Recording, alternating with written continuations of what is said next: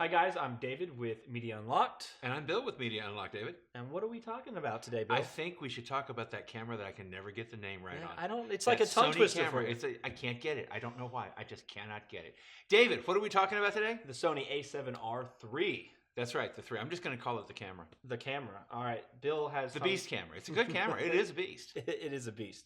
So we've had the camera for a little over a month now. About a month. Okay. We put it through a lot of different tests. Did not give it the water test, though, because we had to send it back. Unfortunately not, but someone has done the water test, and apparently it does not do well when it comes to the Does weather. anything with the weather sealing. electronics? The weather sealing on the Sony does not do well compared to the Canon and or the Nikon, according to what we've read out on the internet. I'll trust them on that. But let's dive right into some stuff that we wanted to talk about the camera.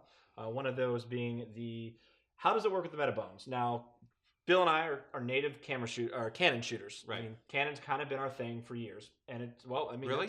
It's been my thing my whole life. I've only ever shot Canon. The last Canon I bought was 73. It's lasted that long. No, so we have been shooting Canon since forever, our whole entire career. Since you lit Canon. So both of us have an excellent selection of Canon lenses, and we decided that the Metabones Mark IV is supposed to work really well with the Sony A7R III. For photography, Corey's going to talk about how he thought it worked video-wise. He'll jump on a little bit later, explain some of the video functions on the Sony A7R III. You say that well. I do. Well, I practice. Okay. So we brought a model in. We threw the Mark IV, the Metabones, onto the Sony, and the focusing was not as good, of course, as a native Sony lens, but it actually focused pretty well. Now, a lot of times it looked like as I was pushing the shutter button to actually take the picture, I was out of focus, but once I actually looked at the screen, I noticed that I was in focus. So it would literally focus really quick, hold focus, and then come right back out of focus. So it did do quite a bit of searching. It worked fairly well with the new eye feature where Sony tried to incorporate this feature. I love that feature. Yeah. I love that eye tracking. And it tracks the eye. Well, when it comes to shooting in the studio, which is what we do a lot of here, the eye is one of the most important focal points when you're shooting headshots, portraitures, high fashion. If there's a face in the shot, you want to focus on the eye. And everybody moves. Yeah. I mean, when you're taking a portrait, everybody moves. They got that little head shake or that whatever, and it just moves. If they move back and forth, it can ruin an entire shot. It can. By moving them out of the plane. So you want to constantly refocus. And that's the nice thing about the Sony is that I was able to refocus on the eye every time. It worked fairly well. I think we found that it focused best with the largest autofocus points on the Sony. Definitely. So when it was very specific, one of the flex focus, it didn't work as well with the flex focus. It worked more with like the larger center focus. But so it should. Right. I mean, that's the center focus is your main focus. It always is. Right. But far as things are concerned, for us, the Metabones worked pretty well. I would feel comfortable purchasing the Sony A7R III, which I'm about 80% sure I'm just going to go on and buy it. Defector. Yeah, I know. I really, really liked it. But I would feel comfortable enough doing professional work with the Metabones on the Sony, shooting with my Canon lenses, because if I go to the Sony, I'm not going to be able to spend the other $5 to $10 grand that I'm going to need in lenses, right? So it's going to take me some time to switch all my lenses from Canon over to Sony, and until that time, I'll just pick up a Metabones for $300. I will be able to get pictures that will be able to work professionally for me using the Metabones. As far as Canon is concerned, their auto-focusing system really is horrible, in my opinion, compared to Sony. So the auto-focusing system with the Metabones, what little video I did, and Corey's going to talk about it a little bit more because he's more video-based, where I do a little bit of video, more photography. He's the opposite. What's a video? Exactly. Okay. Bill does zero video. But I did find that the Metabones, for my uses, it's still autofocus way better than my Canon 60 or any of the other Canon cameras that I use, like Bill's 5D Mark III. So for me, it worked. You took my camera?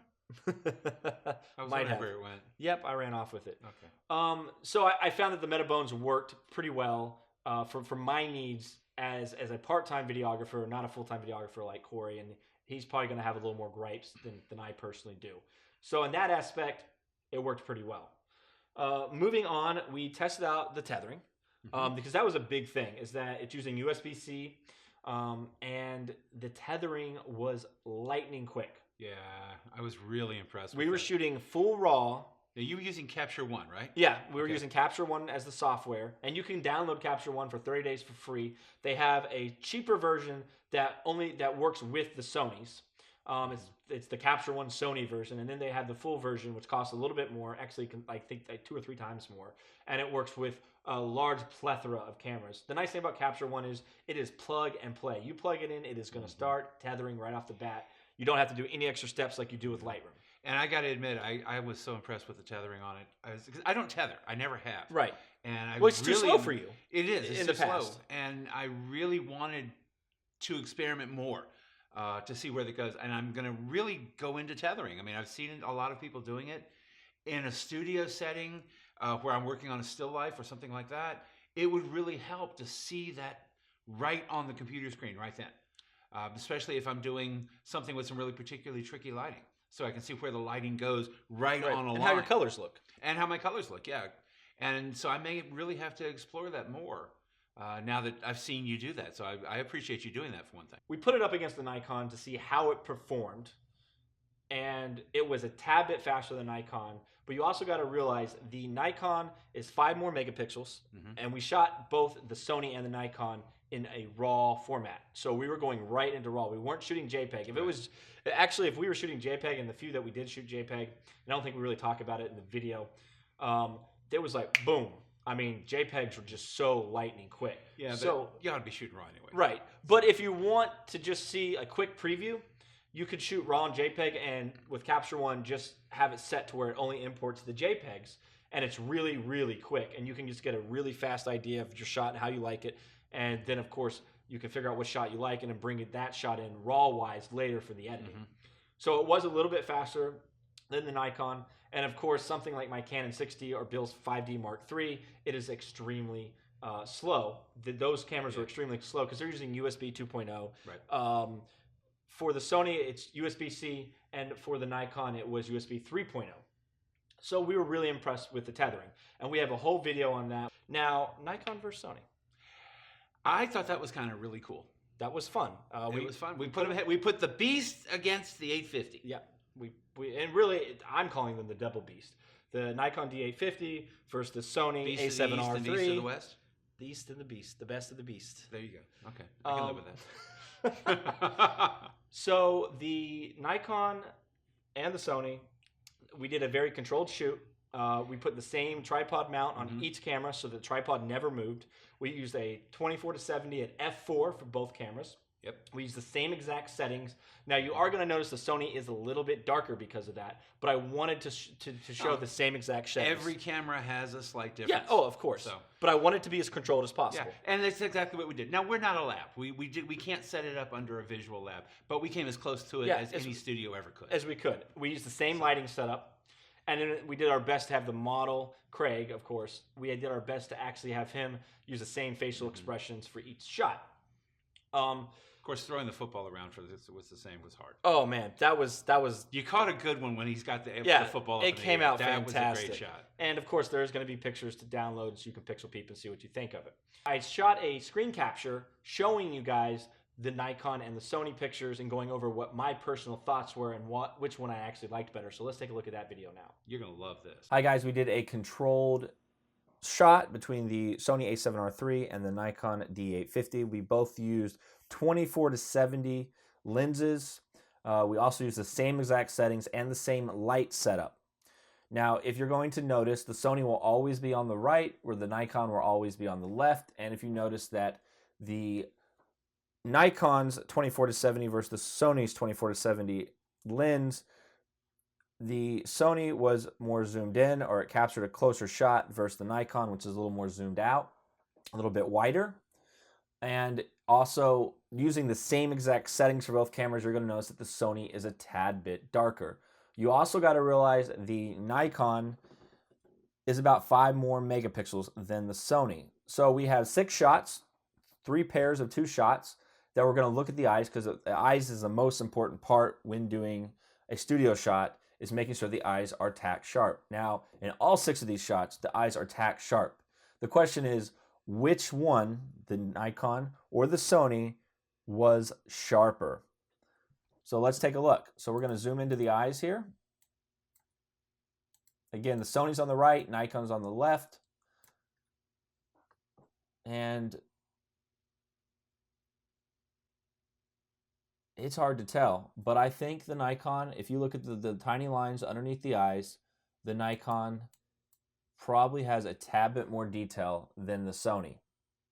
As well, to mention, there will be a download. There's going to be quite a few downloads for this video for you guys to go over and take a look and pixel peep and make your own decision. And again, these are unedited photos. They're 100% raw. All right, zoom back out. Let's go to our next photo. We'll zoom here. So this is going to be our Nikon. This will be our Sony right here.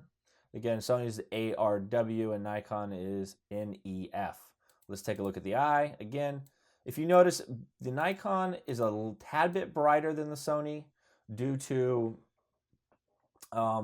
using the same settings. I probably should have made the Sony a tad bit brighter to even out this look, but I really wanted everything in the environment to be 100% controlled to where everything that was set up on the Sony was set up on the Nikon to the best of our ability. All right, let's take a look. And in this shot, I actually think the Sony is showing some of the lines a tad bit better than the Nikon. Again, Nikon on the left, Sony on the right. I would give the picture to Sony on this one. And let's go to our third and last shot and see what our tiebreaker is. Again, this is just my opinion. Something to mention is both these cameras are absolutely amazing. Extremely impressed with both of them. But the average person is not going to notice the difference. You can have either one of these cameras and you're going to get amazing results. So Nikon on the left, Sony on the right. Let's zoom in on the eye.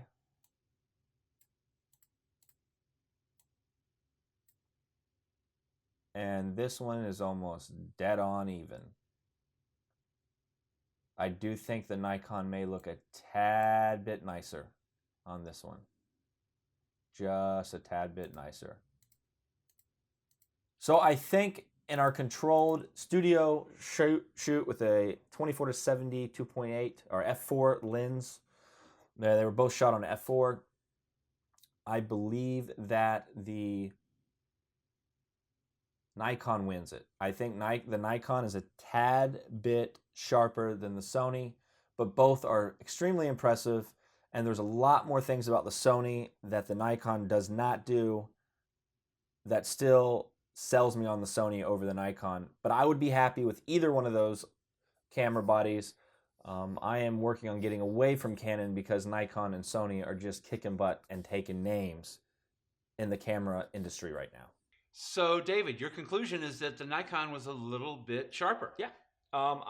In many ways, I thought the Nikon actually outperformed the Sony in the studio, especially sharpen-wise. Now, again, someone that isn't a professional photographer, even an amateur photographer or someone right off the street, they're really not going to be able to tell the difference. They both performed magically. Yeah. Now, you're getting 5 more megapixels out of the Nikon than you are out of the Sony. That doesn't necessarily mean it's going to be sharper, but it means that you can blow it up larger and it be sharper. Yeah. And then the one thing I didn't talk about in the screen capture was I did think the Nikon color tones were a tad bit better than the Sony's color tones. So, in conclusion, I still love the Sony, and I still think I'm going to buy the Sony because it has so many other features that I like about it over the Nikon. But at the end of the day, as far as sharpness goes and color tones go, I think the Nikon barely outperformed the Sony in my personal opinion. And of course, the problem is if you actually went with Nikon, I'd have to divorce you. I know. It would just be David and Corey. Split. David and Corey, and that's it. No more Bill. Oh, to heck with that. So, pixel shift. Now, this is something that you've been wanting to test out and see what you thought. So let's talk about that. You know, the two things that I really wanted to try about this more than anything else were to test out the reports I heard about the performance at high ISO, but also the pixel shift. Now, I'm a studio photographer 9 times out of 10. I do landscapes, which, pixel shift can be great for both of them. But in the studio, I really am after the sharp. I am all about the sharp. And pixel shift is supposedly a way of making it sharper. Now, there are a lot of videos online about how it works. So I'm not going to get into that with you in the technical details. We have a video that we shot. Okay, so I'll admit your video's okay. It's not bad.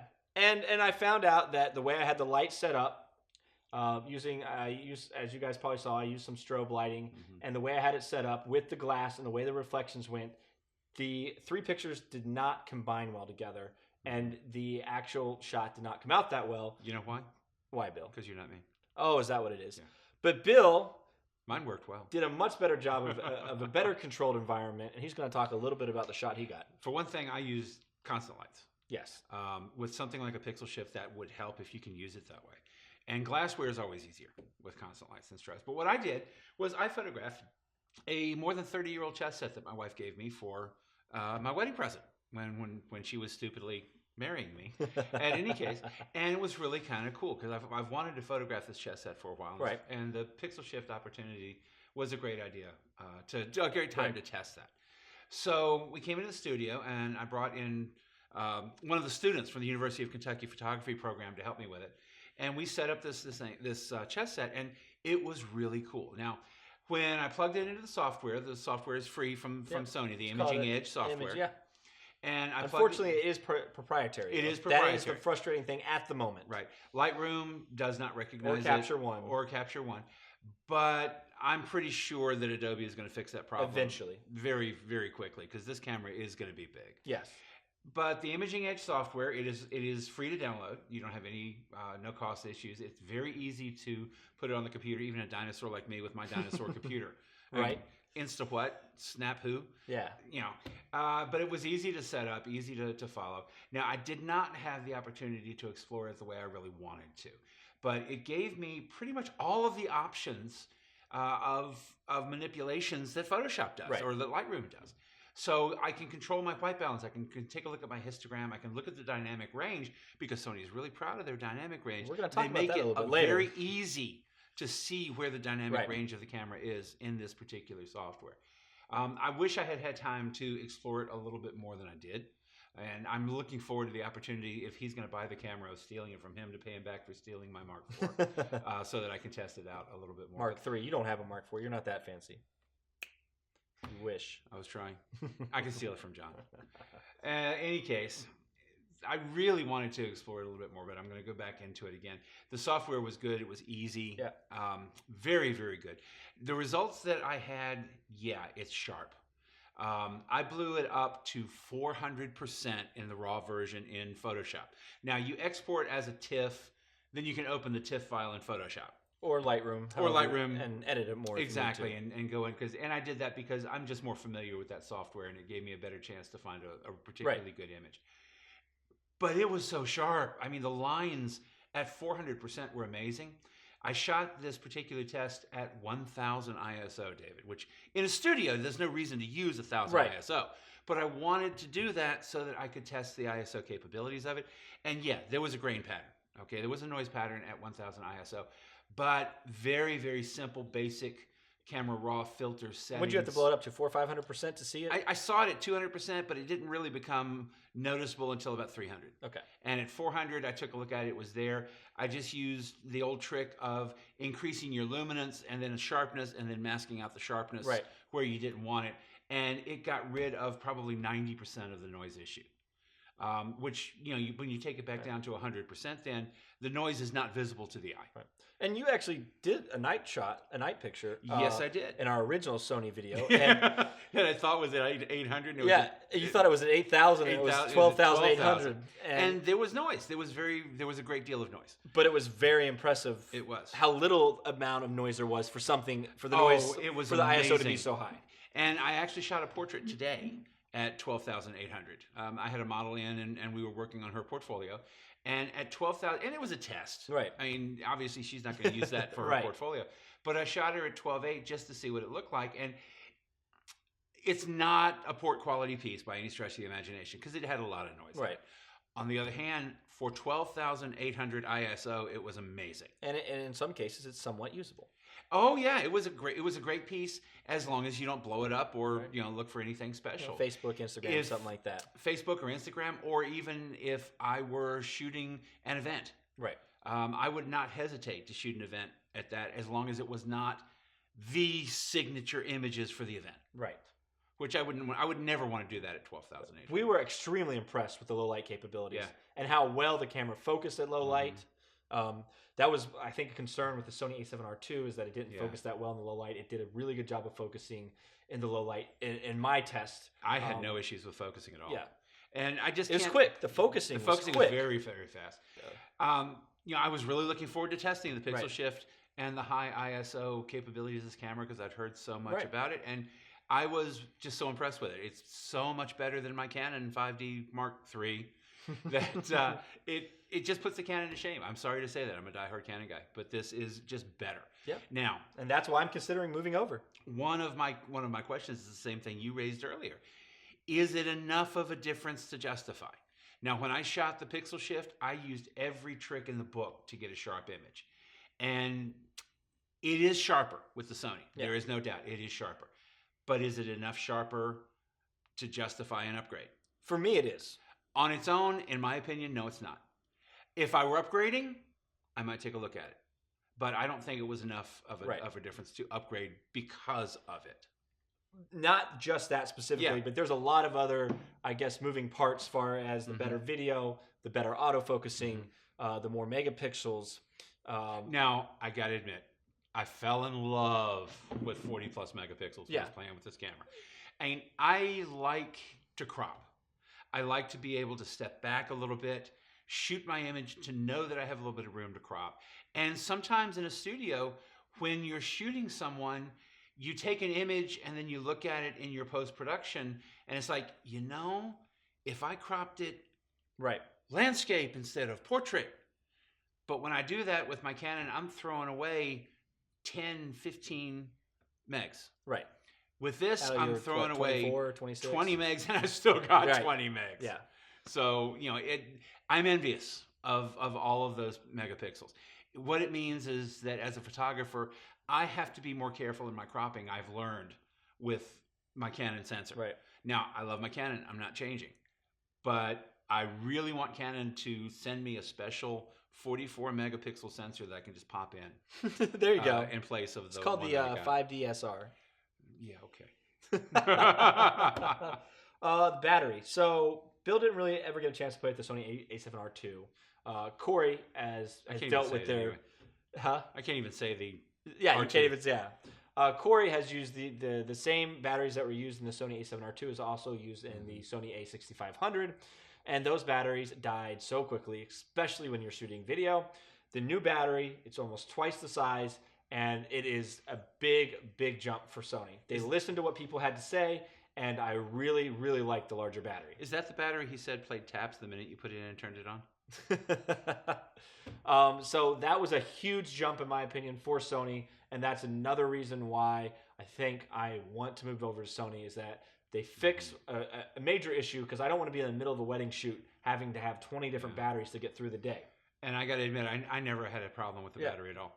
I think we charged it like twice or three times. Yeah, I never had an issue with we the mostly battery. just shot pictures with it, and you can shoot a ridiculous amount of pictures before it needs to be recharged. Dynamic range, Bill. I got to admit, I was really impressed with the dynamic range.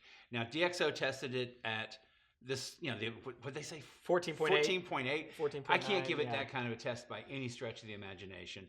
My training is the 10 range of the zone system. And it just was so nice. Yeah. Combined with the Imaging Edge software. Right. You can call up the histogram. And the histogram is broken down by color.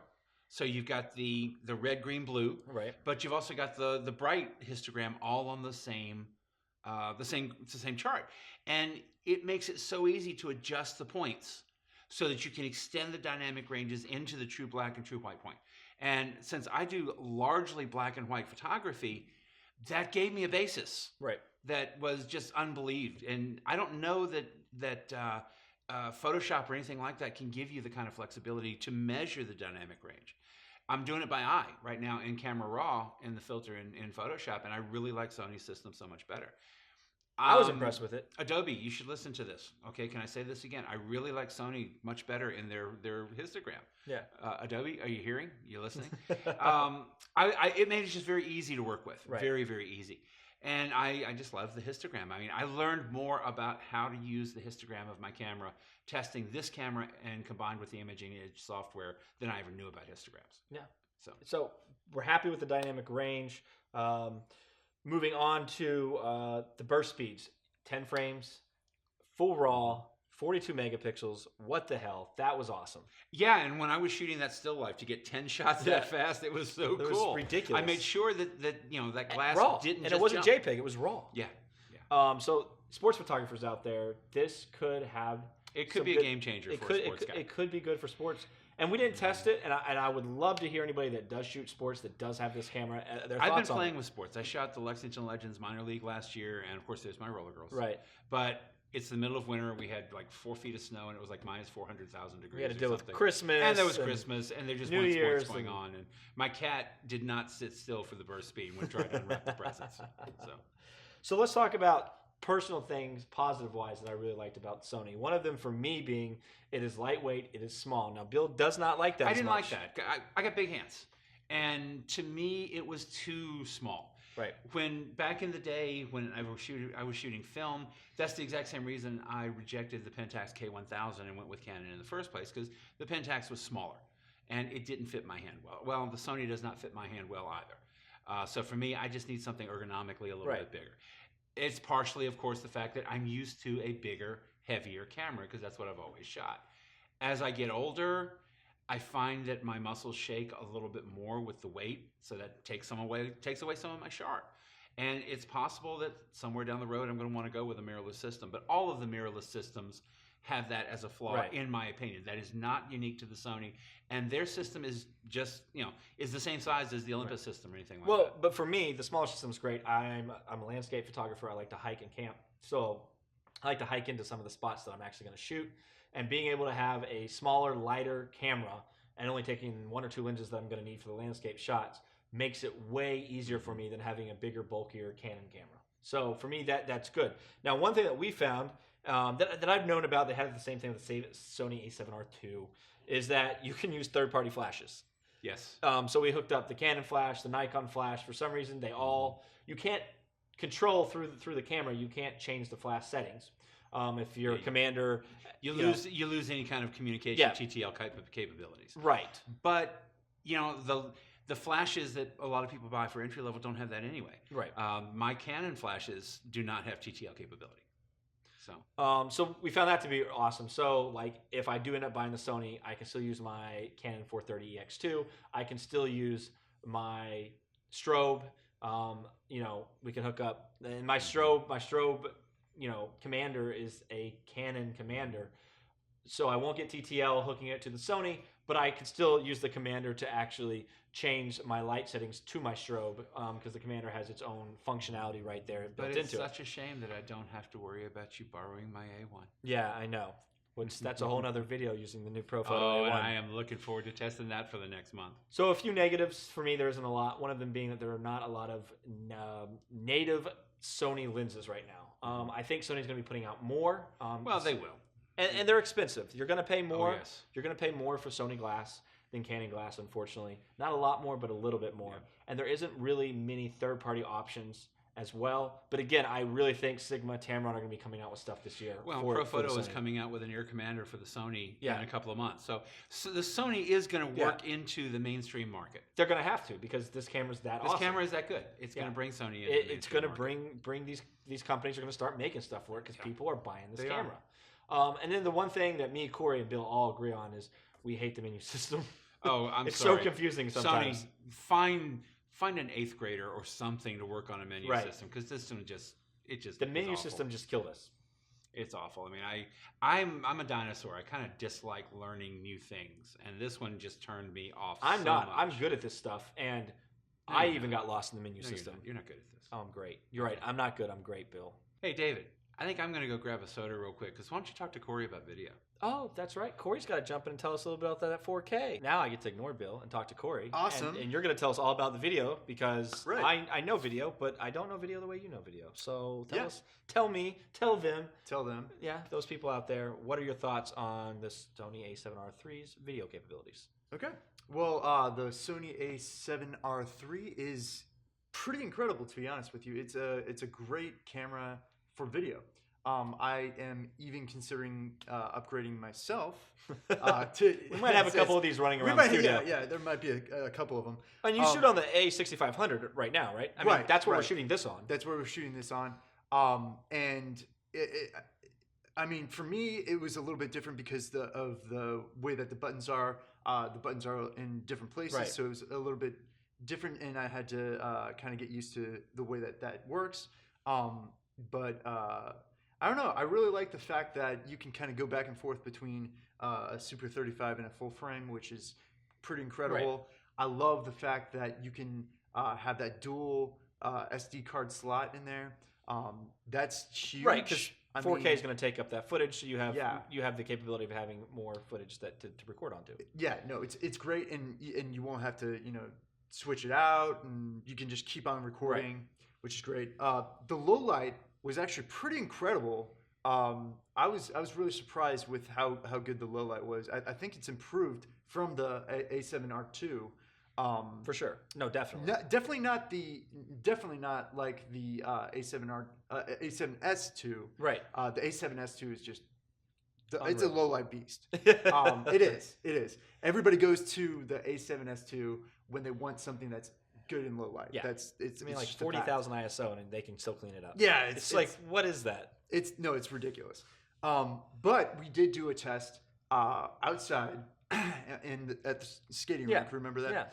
And what we did was we bumped it up little by little. We bumped up the ISO, and you can even see how clean it is as it goes up. You're just like, wow, you can use this stuff.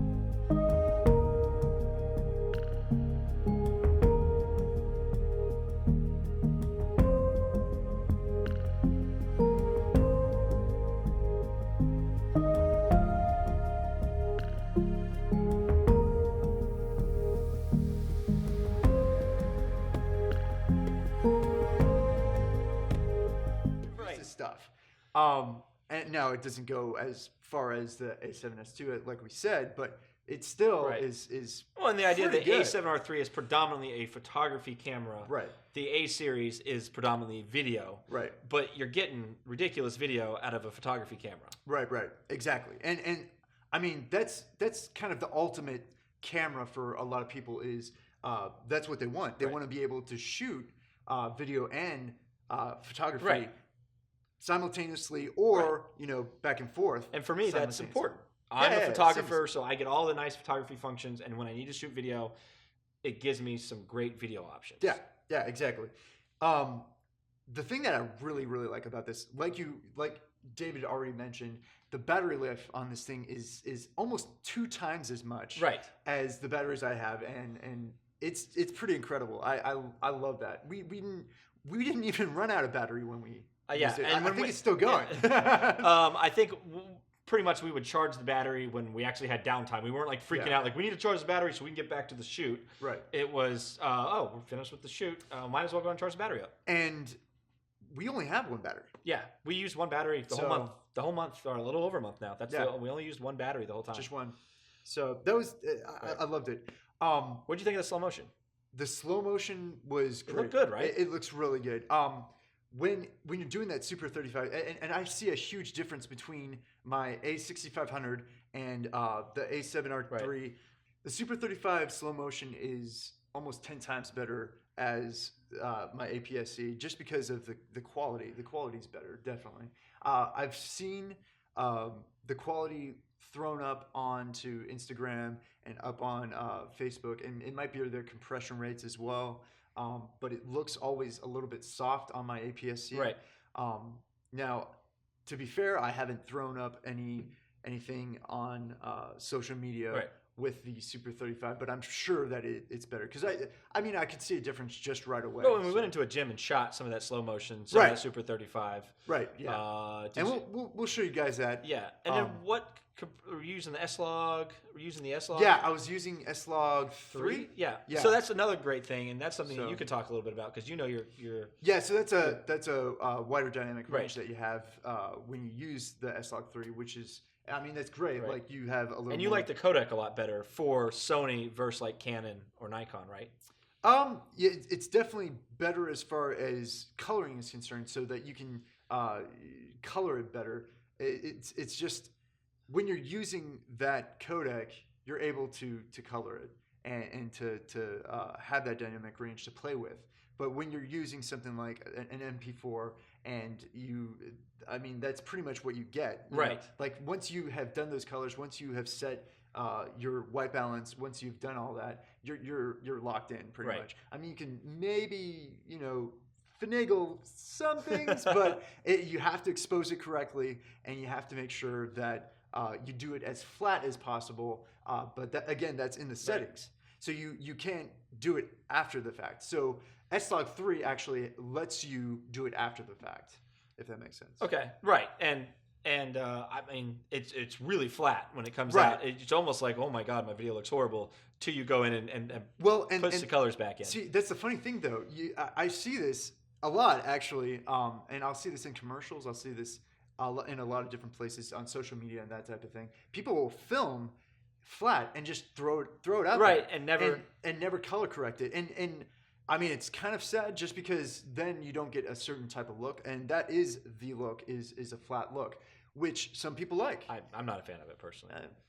It's a personal preference. Metabones. So this is Corey's torn here. I'm not, torn. but Corey is. So this is the deal. It has improved on the autofocus natively for sure. It's definitely really, really good. Same with the Metabones. It has improved a little bit, but it's always looking. Will not do it. It's looking. For you, it's always looking. It's just looking too much, and I'm like, for what I need, which I do consider myself a professional videographer, but it's not my full-time gig. Photography is my full-time gig. Like Corey lives off video. Right. That's his bread and butter. That's what I do. That's how he pays his bills. So I could get away with a little bit of searching, with the Metabones or the slower autofocus. I think you said that you feel like the autofocus could be a little bit quicker natively without the Metabones, but then native lenses. That is kind of a hang up for Corey from what we've talked about. Yeah. Which, I mean, if it depends on the situation.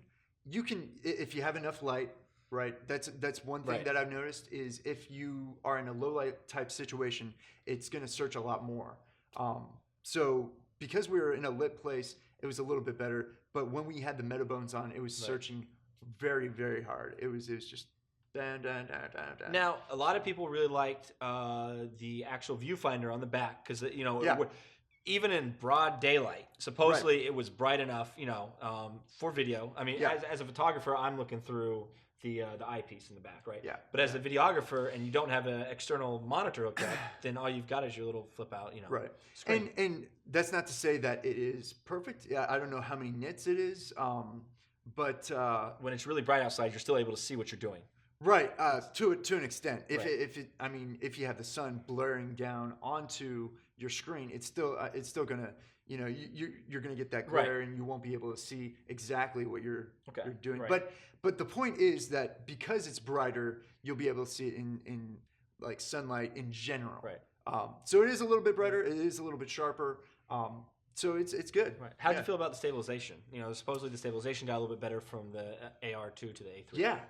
So I actually love the stabilization. You Especially coming handheld from, a lot of the footage we did at the gym, right? I would say I did all handheld. Yeah. Yeah, you pretty much did. No, I did.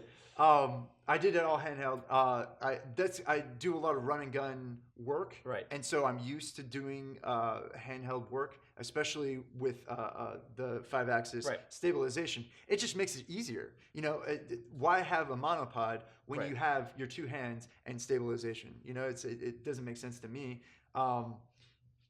Unless you're trying to make a deliberate move, right? That's the only Right. time that I'd do something like that. But So you think the video is a good upgrade from the A7R II to the 3? oh yeah. It's definitely improved, but if you already have the A7R II, honestly, I wouldn't buy the A7R III for video. Okay. I would wait because I am sure that Sony's going to come out with another one in the next year or so. But So the A7S3, right? yeah, A7S3 or And that, for video people, that's going to be hopefully the holy grail. right, exactly. So I just hold out for that and not upgrade quite yet for if you have the A7R II. So unless you need the upgrade for the photography aspect and the video aspect. For me, again, I'm using a camera that's 5 or 6 years old, the Canon 6D, and I just really love this Sony so much. I am this close to just pulling the trigger and going on and purchasing it. yeah, and honestly though, if you do video professionally and you have an A7R II and you just want to upgrade, Right. I think there's enough here to definitely justify an upgrade. Right. As long as you're able to sell your camera and justify it with your budget and that type of thing. Okay, So, awesome. Well, yeah. I guess Bill and I are going to talk about our conclusions now. So in conclusion, Bill. In conclusion, I love this camera. It is a beast. I have nothing of any real significance to say in terms of the downside other than the menu system, which needs I think most everybody agrees. Yeah. Even the hardcore Sony people would like a better menu system. Yeah, and the ergonomics of it doesn't fit my hand, but that's always been an issue for me, so that's not a big deal. But the high points of the camera, the capabilities of this thing, the pixel shift is... If I had a chance to explore that, I could do some really amazing stuff with it, I think. Yeah, I think that if you're a hobbyist, unless you just want the biggest and the baddest on the block... This really isn't the camera for you. This is for professional photographers. It is. This is for people that are getting paid to take pictures and shoot videos. And if you've got a great system, if you've got a Mark IV, if you've got an 850, if you've got something like that, I don't think it's really worth the price of an upgrade. Right. Unless there's a feature here that you really need or want. But if it's just something that you got to have the greatest, biggest, baddest, great, it can work for you. If it's time for an upgrade, it certainly deserves consideration. And that's why I'm looking into it, because I've had the same camera for 4 or 5 years, and I want a better camera that offers more functionality. Yeah, exactly. The 6D is a great camera in and of itself, but it also doesn't have a lot of the features that my 5D does that you really need. Right. You really do. And this would solve that problem there. I solve a lot of my problems. Yeah, because he's not as good a photographer, so he needs gear to cover it for him. Yeah, pretty much. Not truth at all, by the way. But I do shoot enough video, and I do make enough money off of video throughout the year that having something where the autofocus worked a lot better. And again, people that are thinking about going from Canon to Sony, in my opinion, the Metabones works well enough till you can afford to buy more lenses. You can still do professional work that you can get paid for. You can still shoot a wedding. You're just going to have to learn the quirks of using the Metabones Mark IV, but it will work. And it is a great camera.